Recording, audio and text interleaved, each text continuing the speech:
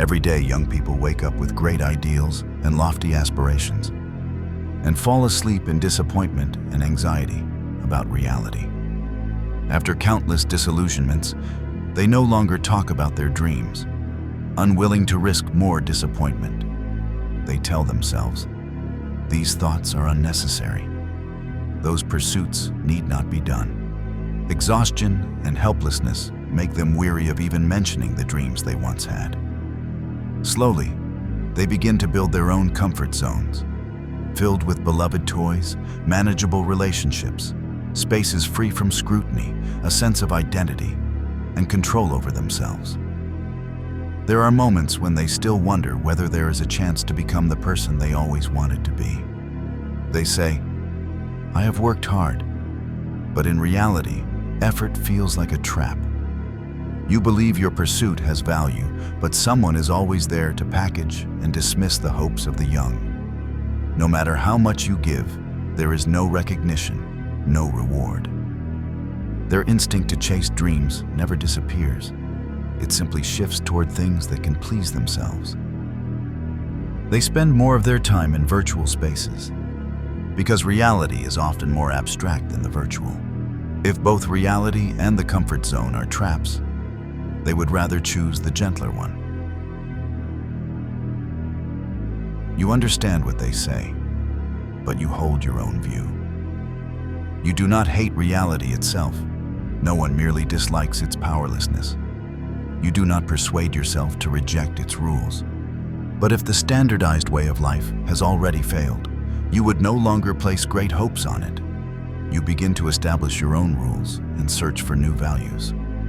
The brief phase of passive resistance is, in fact, a form of active opposition to distorted values. Yet it cannot serve as a long-term strategy for engaging with reality. Your craft tells you, "I am not here to accept reality. I am here to participate in it." When the candy of criticism and avoidance melts in your mouth, the bitterness of reality forces you to consider the possibility of active creation.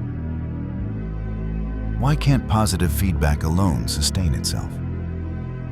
Why do unexpected events always shift the course of reality?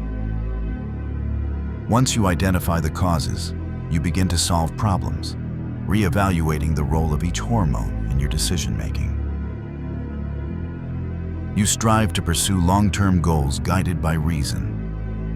In this process, confidence is built, sometimes challenged and rebuilt, each reconstruction adding a layer of resilience. Let that resilience quickly generate creative momentum, enabling continuity to produce small achievements, establishing a positive cycle. Protect it, for it keeps you from being swept away by reality while you work to reshape it. Of course, this is not easy. What guides you forward is your dreams, or at least your near-term goals. Their compatibility with reality depends on your understanding of those dreams. You strive to expand the contact points between dreams and reality, with patience to let dreams connect to reality in new ways. In reality, most dreams are buried under personal reasons, excuses, fears, and doubts. People want perfect plans, the right moment, permission from others. But perfect plans never operate in reality. When they exclude their own initiative first, then wait for ideal conditions, those conditions never come. Slowly, they become accustomed to waiting, replacing action and courage with analysis and caution. Why do they prefer to build comfort zones instead of taking risks? Because they are the only ones who can care for themselves thoroughly. Yet you know the most dangerous place in the world is the comfort zone. It deceives us all into believing it is safest. The person one could have become dies with each choice of comfort over challenge. Reality never rewards those who stand on the sidelines awaiting permission. Reality rewards only the one who, when others hesitate, wagers everything and leaps to seize opportunity. People ask him, "Do you remember that notebook full of plans? Where is it now? Or that expensive set of dumbbells, those unopened books, the girl you never dared to ask out?" he says nothing. But you want a story worth telling, a life worth remembering. You dare to take risks, because you know without risk, there is no story to tell. You do not fear failure in reality. You know the true failure is never trying at all. That is what will haunt you in old age. You do not want to waste any chance to give everything you have. You know temporary failure is lighter than permanent regret. You are destined for success because you adapt ideals to reality. You do not give up because you have learned the wisdom of compromise. You no longer call them dreams for fear they turn into fantasies. You call them a series of concrete goals and commitments. The morning training, every rejection of procrastination, every discipline in your routine, every breakthrough in your work. All these actions multiplied by time. Only then may they approach the dream. The constant thread is your will. The connection between everything is your action. You no longer chase dreams. You chase your reality. Reality may be harsh, which is why we must change it.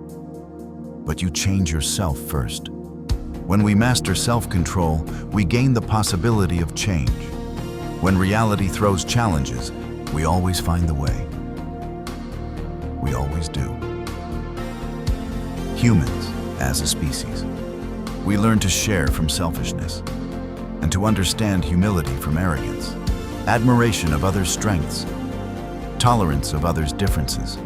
We will fail, not once, but again and again, generation after generation. We will face unemployment. We also face bankruptcy. Sometimes feel despair toward reality. Sometimes can smile at the future. The reason is why makes us still admirable. Because is that our genes never lack the courage to try again. We've always defined ourselves by the ability to overcome the impossible. And we count these moments. These moments when we dared to aim higher, to break barriers, to reach for the stars, to make the unknown known. We count these moments as our proudest achievements. Are we lost all that? Perhaps we're just forgotten that we are still pioneers, and we've barely begun,